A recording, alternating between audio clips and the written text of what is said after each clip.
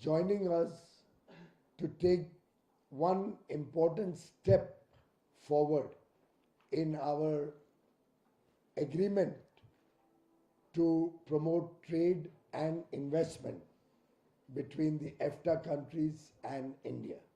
As you are all aware, we had entered into a trade and economic partnership agreement, TIPA, last year. Subsequent to that, in all the four countries, significant steps have been taken to ratify the TIPA.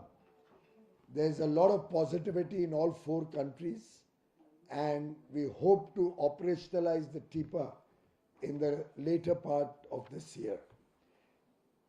This agreement was the first of its kind in the economic history of global trade and investment.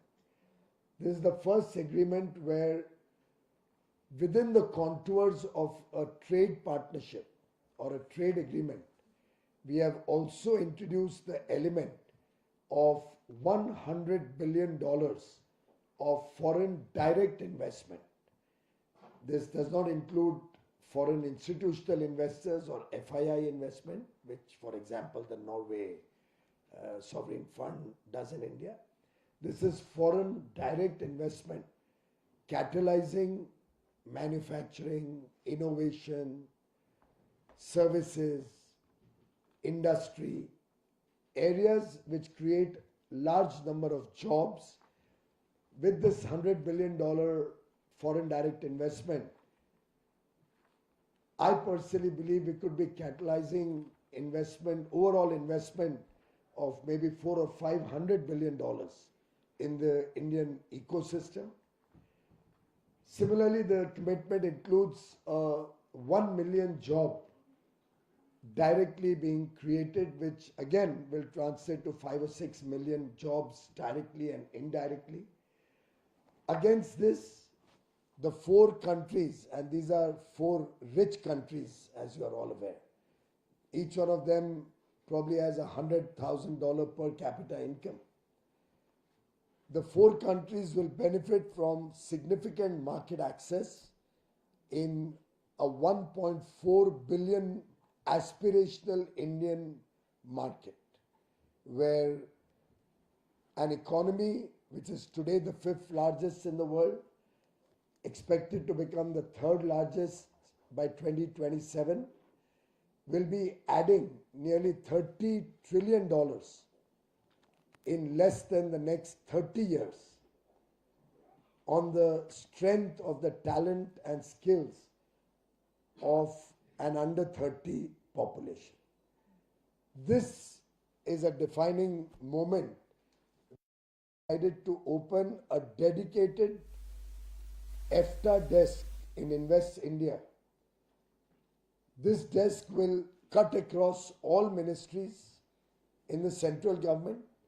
It will draw resources from the state governments on a need-to basis to catalyze this $100 billion and 1 million direct job investment, fast track it, make it easier to do business in India,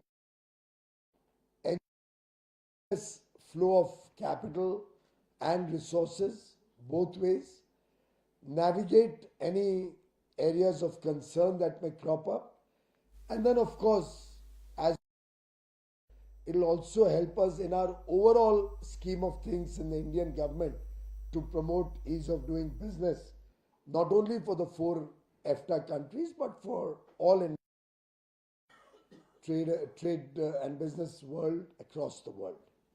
So I think this India-EFTA desk, not just a facilitation center, but a bridge between the aspirations of the five countries involved, four from EFTA and India, will help unlock the full potential of our partnership in different areas.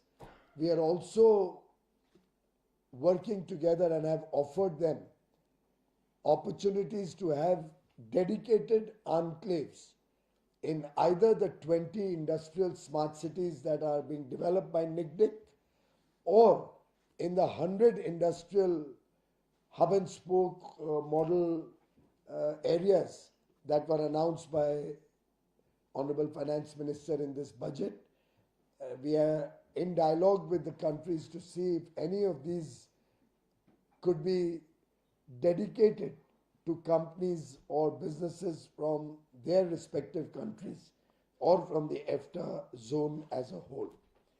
So this is going to be the first of its kind desk, which will then translate into an office being opened in the EFTA region also to have seamless engagement with businesses in the 4 countries, and will help this big dream, big aspiration between EFTA countries and India become big on delivery and actual implementation on the ground.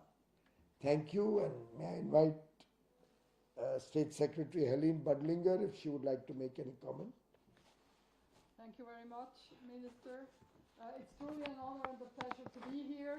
We were here in the same beautiful conference center roughly a year ago when we signed the TPA, and for me it was always clear that that was just a signature of an agreement. It was of course a highlight, but then work would actually start so that we can, what we have promised within TEPA, make it a reality. And this is what we're doing today here as EFTA.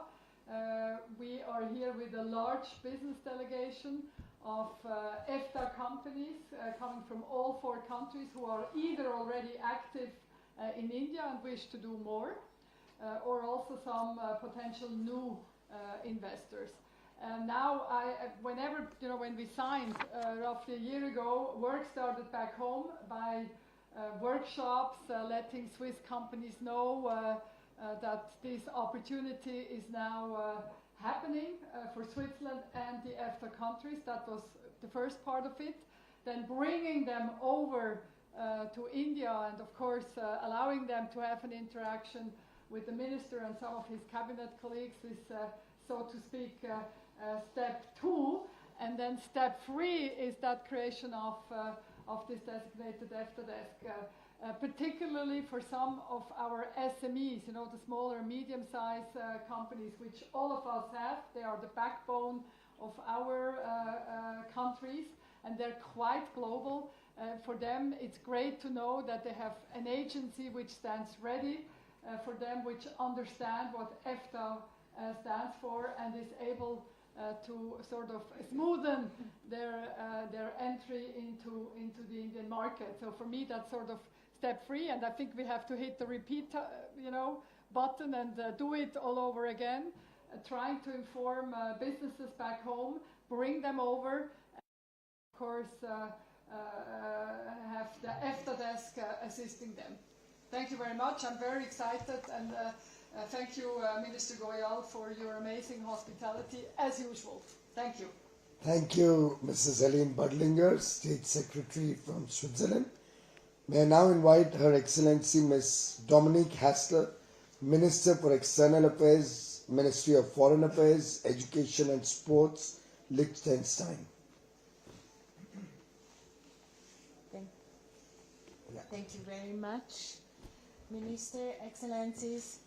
Also from my side, it's wonderful to be back here in Delhi after we met when we signed the TEPA agreement nearly a year ago. It is another very, very important milestone. The EFTA desk, which we just recently opened, will play a crucial role in translating our commitments in the investment chapter into action. So I'm very excited to be here, and I'm also very excited to inform you that the TEPA received an enthusiastic reception in Liechtenstein, both from business but also from Parliament, which gave the agreement its full support already in its last December session. So our instrument of ratification is thereof under preparation. I do believe that the TEPA is not just an agreement, it really creates a framework for a win-win partnership. And I'm very convinced that our future cooperation under the table will bring many, many more opportunities and benefits for all sides. And with that, I want to thank you once again for the wonderful cooperation, and I'm very much looking forward to even strengthen this cooperation in the future. Thank you very much also for the warm hospitality in your beautiful country. Thank you very much, Excellency. May I invite His Excellency Mr. Thomas Norvoll, State Secretary of Trade and Industry, Norwegian Ministry of Trade, Industry and Fisheries.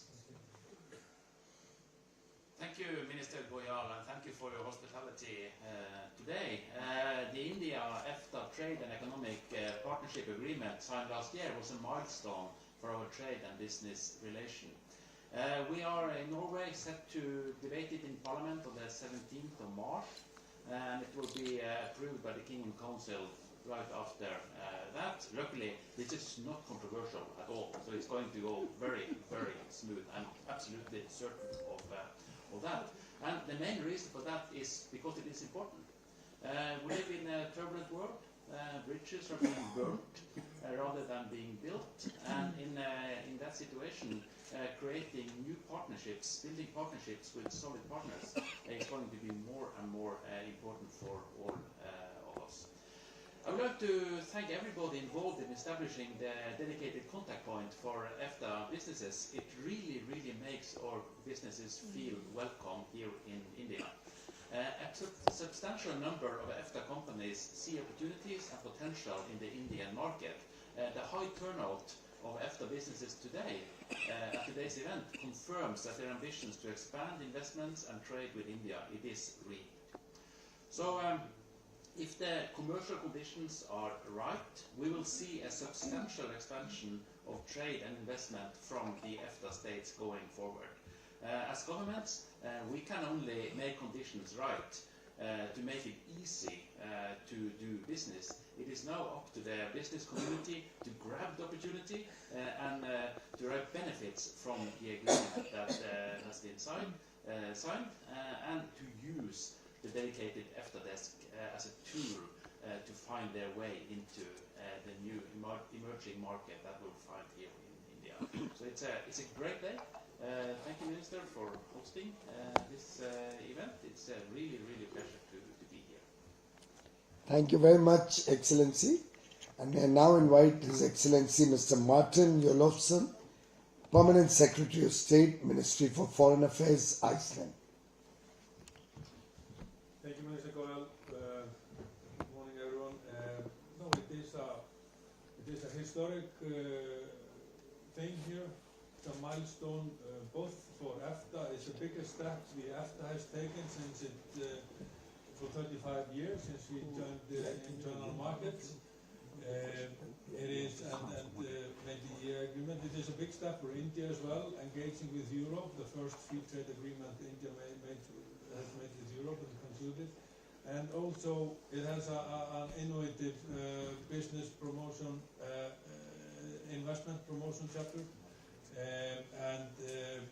That is, like Minister Goyal mentioned, it is the first time in the history of free trade agreements in the world, I think. The thing we are here today, the reason why we are here today opening the EFTA desk is that we show we mean business. One thing is to conclude an agreement, to sign some documents. The mere fact that we are here, sitting all together, meeting at our level shows that we are determined to make this agreement a game changer. Finally, like I mentioned, and like you mentioned, Thomas, today, with geopolitics like they are today, we are reinforcing the rule of law by making this agreement. We are making it more foreseeable and stable for businesses to come here, and given the geopolitical situation today, I think this is welcoming news, and this has a more symbolic value than a couple of years back. And Helen mentioned the delegations we have. We have a big business delegation. The EFTA countries, around 20 companies from Iceland that are happy to tap into the fast-growing economy of India, helping India and the world to reach climate goals by our renewable, high-tech, world leader companies, climate solution, food processing, industry, seafood, pharmaceuticals, etc. So we are really looking forward to engaging in India, and I would like to end by thanking you for the warm hospitality.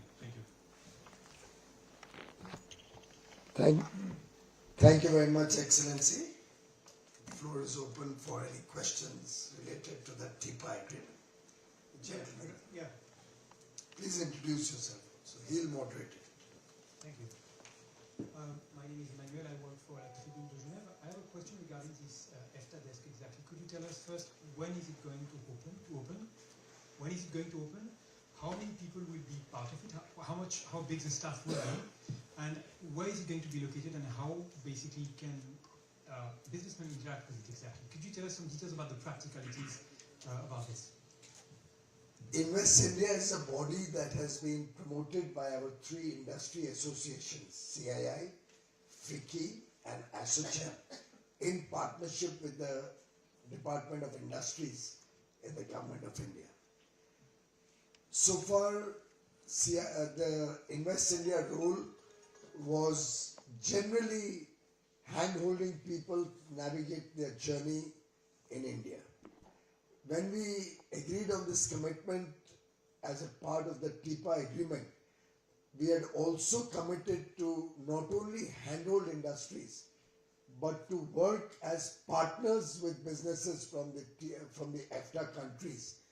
And therefore, our effort through the new EFTA committed desk in Invest India will be to cut across all the relevant line ministries and have dedicated officers available on call. If at all in the future it's required, full-time officials of any particular ministry need to be on the desk, we can even organize that. But it will have to evolve over a period of time. Suppose we find that the flow of investments is so big that we need an official from, let's say, the Department of Economic Affairs on a full-time basis, we'll request the Finance Ministry to depute a full-time officer. Should it be required that a NICDIC official should be there to make the availability of land smooth in any of the industrial townships, we'll have a NICDIC official dedicated full-time. I'm already planning to have officials both from Invest India, from Commerce, from Industry, and in Commerce from the Director General of Foreign Trade, who would be a committed resource on a full-time basis and will let the organization grow basis the demand, which obviously doesn't happen on day one, but will keep growing, I hope, by leaps and bounds. Similarly, we are going to be involving the states for the first time. So far, it has always been a central government-led initiative. This budget, which was unveiled on 1st of February, we have talked of much greater participation by the states in our journey to make it easier to do business, in our journey to promote industrial small parks, 100 new industrial parks in addition to the 20 industrial smart cities already being promoted. The effort is to make sure that there is seamless support from the states in promoting investments. So it will be not only the central government, not only the state government, but also businesses through these three chambers, prominent chambers of commerce, who will be involved in this EFTA desk to help forge partnerships both at a B2B level and at a G2B level. Thank you. Yes, please share. Introduce yourself, your organization, and then... Give her the mic. Yeah, mic on. Hi, I'm Shreya from Business Standard newspaper. So what are the areas or sectors in which we can expect potential investment? also with considering that there is a huge risk of a global trade war, how do you think this could impact the potential investment in India or discourage companies to invest in the country? I'll maybe go first, and I'm sure you can add on. Switzerland has a very diverse economy, so for me it's actually difficult to pinpoint to one sector. I can tell you in the business delegation we have companies from the MEM sector, because unlike maybe other European countries, for us in Switzerland we have never deindustrialized. We have pharma, you're not going to be surprised, but Swiss Pharma is in the delegation. Then we have the Swiss Watch Federation, which is with us. But then I think, Switzerland is often rated the most innovative country, so we also have a few companies which are more from the SME side and highly innovative, new technologies, pumps that can, if you have water that's stuck somewhere in a canal, these highly innovative pumps can clear up the water. So there's all sorts of interest. We have the transport sector, banking is looking at India, insurance. So really I have to say the interest is across the whole of what Swiss economy has to offer. On the second point, geopolitics have played a role now for some time. In Switzerland we do not have industrial policies per se, so we're not deciding as government this is going to be the next technology and this is going to be the next industrial sector that we're going to invest as government. We're very much a bottom-up country, so we expect our private sector companies to be resilient. And given what has been going on in the world for some time now, India has piqued their interest. India is the largest democracy. That plays a role. India, you just heard, is very committed to the rule of law. India is committed to global trade. So that's also not something that's a given any longer. In some of the other markets that Swiss companies operate, and I have to say you have an amazing home market, so I think that really speaks for India. Swiss companies, given also the experience that some of them made during the pandemic, have started to diversify supply chain. They do it, we don't tell them what to do, they assess themselves. But of course, being resilient is the name of the game, and that's why India has really piqued an interest. And I have to say, this TEPA, it's always a bit underestimated, but the TEPA really shines a light on a market, and that's what has been going on. And as government, we throw now full force behind to make sure that Swiss companies find market entry into India. Perhaps I can just make a very short comment from the Norwegian side. But of course, we don't pick the companies and we don't pick the sectors. The companies, they make their own assessments on where they would like to invest. But of course, we see what kind of companies are here now. It's very much the maritime industry, it's energy sector, and we also think that the marine sector is going to evolve a lot in cooperation with India. The good thing about all those three is that there are sectors where we really can benefit from each other's strengths. So it would kind of help both economies, both countries to have growth in the economy. From the governmental side, what we can do is to make it attractive, and we can also promote the possibilities to invest in India. We see that there is a large increase already, and I think that is going to grow even further. Your second question was concerning geopolitical. I'm not going to go very much into that, but what we see from the companies is that the one thing they really are looking for now, it is stability. If you're going to invest a lot of private money, you need to know that you are in a market that is stable, that is not going to be interrupted, and Well, my impression is that that India is that kind of market. So I think that's really promising for the continuous cooperation between the companies. Yes, sir. Can I add just one thing, since you are asking for investment? Of course, we don't know which areas, but actually there was an Icelandic investment on Friday announced, a company in the fishing industry buying 75% of shares in an Indian company, making it stronger, a company of 3,000 employees. So you never know. We have prosthetics, pharmaceuticals, renewable energy. So you never know where the next investment is coming from. And picking up on the geopolitical point, exactly because of the weather worsening internationally, geopolitically, a TIFA like this with stability and foreseeable framework, it makes India more attractive than before. Yes. Perhaps you just allow me to add the perspective from Liechtenstein. Liechtenstein is often known for its financial sector, but less well known is the fact that Liechtenstein is one of Europe's most industrialized country, and that our industry features a number of very highly innovative and world-leading companies in their very various fields of expertise. And I perhaps just can give you a concrete example. For example, Hilt is nowadays one of the best-known Liechtenstein companies here in India.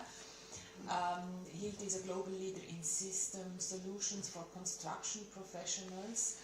And for example, they are supporting landmark projects here in India, be it the Atal Tunnel, Mumbai Metro, or the Delhi International Airport. So even though comparing to India we are a small country, I am very, very convinced that our companies will make a valuable and high quality contribution to the realization of India's economic aspirations, be it for enhancing infrastructure as mentioned, boosting manufacturing, or fostering innovation and technology, and also a high qualified workforce. Yeah. Hi sir, I am Sumit Chaturvedi from ET Now. I would like to ask about the dedicated desk. Will there be any timeline for resolving complaints, or maybe reaching at a level where things are happening, or any timeline for all these tasks? Well, I hope the timeline that Invest India takes up is yesterday for everything that they're required to do. Our effort will be to do a root cause analysis of every issue that comes in and resolve them on a real-time basis. I've already committed that this desk will have access cutting across different departments, and should there be any need, the Ministry of Commerce and Industry, Department of Industrial Development will be on standby for any issues, and my office also will be available to see how we can really make the journey of investments to India smooth. One point that you might have observed from all the four distinguished colleagues is the fact that India is looked up as an oasis of stability, a country with large demand, and a country where there's decisive leadership, something that will help smoothen the journey coming to India. Just to give a perspective, I've seen the data of Swiss companies already in India and the FDI that they've brought in. And I find that nearly 85% of the FDI that has come to India from Switzerland in the last 25 years has come in the last 10 years. 85%. Clearly showing the shift towards India as a preferred investment destination. With the TIPA providing a framework of confidence, looking at India as a trusted partner, we hope the same story will grow exponentially with all the four partners. If we have any more questions, yeah, please.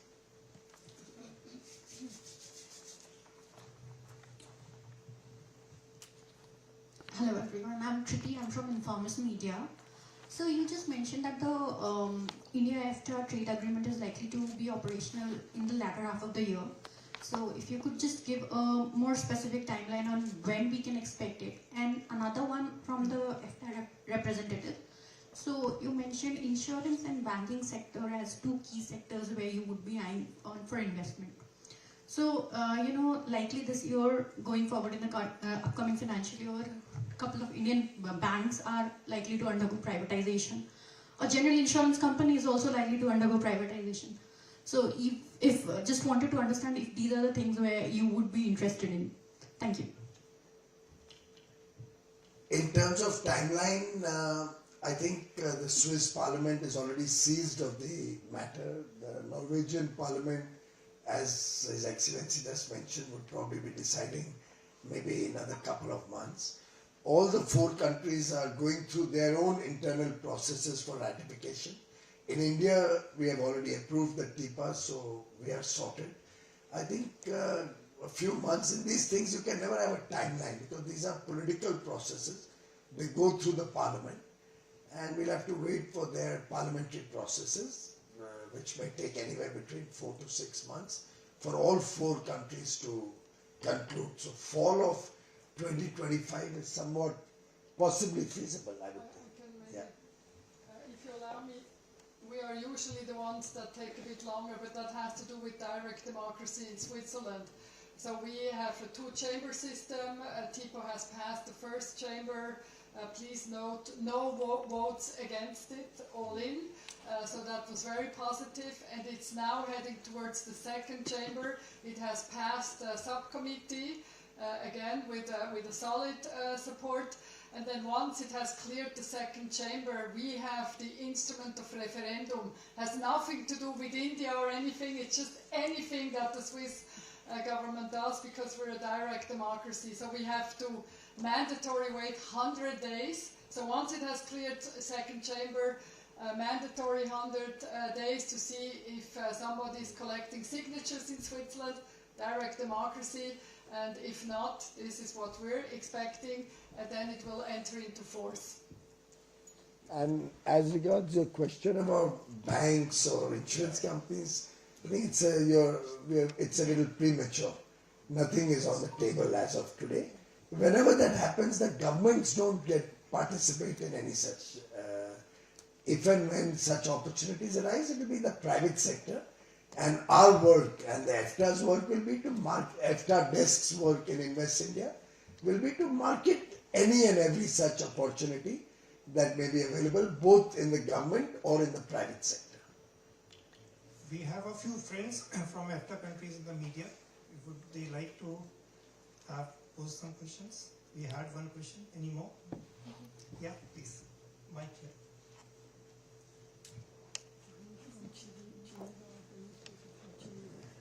So I'm Chiara Ride from RSI, the Swiss television and radio in Italian. I'm a foreign correspondent here since 10 years.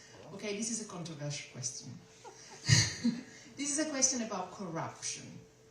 How are you going to stop it? I've been here 10 years and everyone has been telling me, off the record, that they have to face corruption. The best thing you could do is let us know or invite those people who you say have told you that to come and talk to us. Obviously, we have a long history and there may have been some instances in the past, but we have been a government very focused in a zero tolerance for corruption.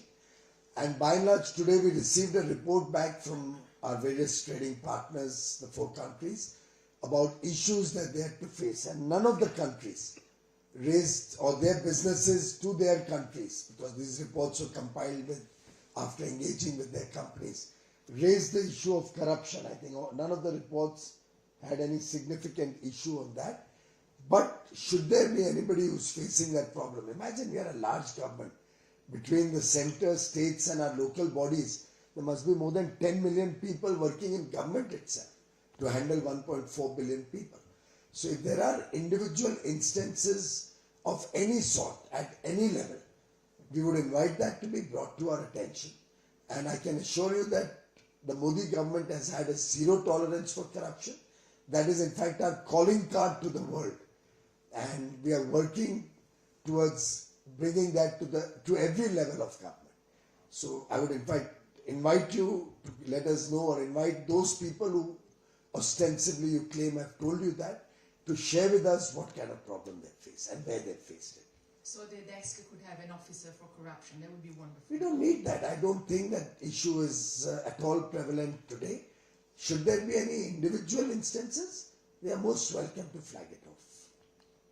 The gentleman had a second question, I believe. No. Any other questions, or we can wind this up?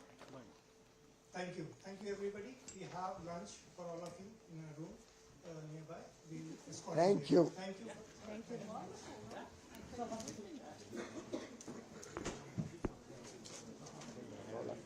closer.